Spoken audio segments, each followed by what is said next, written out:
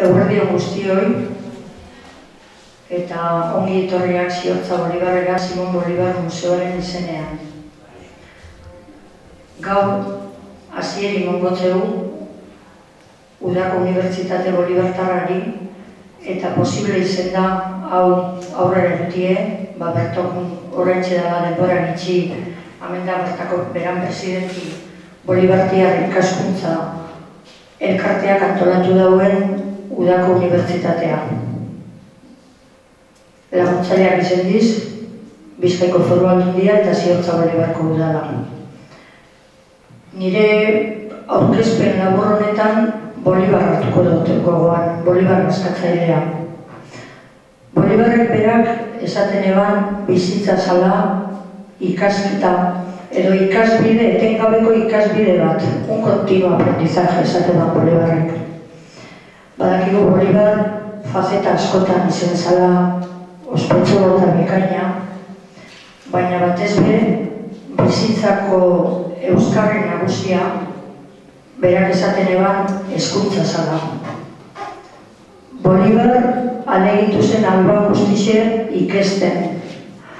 Oso ondo esperatzen zituen idazle klasikoak, eta zelan ez idazle ilustratuak bai. Eta bera izen zen, benetan irakurle zutzuen.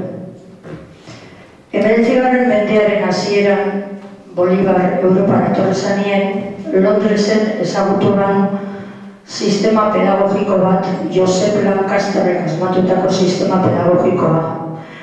Bolibar benetan interesatu zen, eta Venezuelara eruan sistema hori. Venezuelan hainbat eskola sortu zituen. Hainbat dekretu zituen edo agindu zituen hezkuntzari buruzkoak.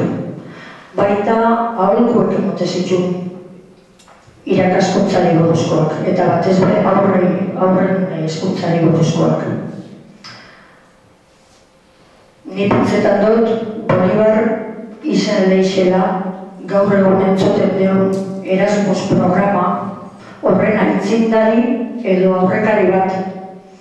Ze Bolibar alegitu zen bekak sortzen, hainbat beka sortu eta Ameriketatik handik Europara ikasleek bialtzen.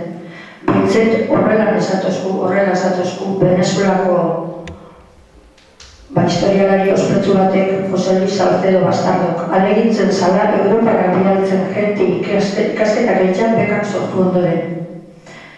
Benetan, ni pentsetot, Bolibarrek ilusio handiz ikusiko bala aste honetako ikastaro hau, eta berton jorratuko dizen gaixek historia, ekonomia, berrikuntza eta sare sozialak.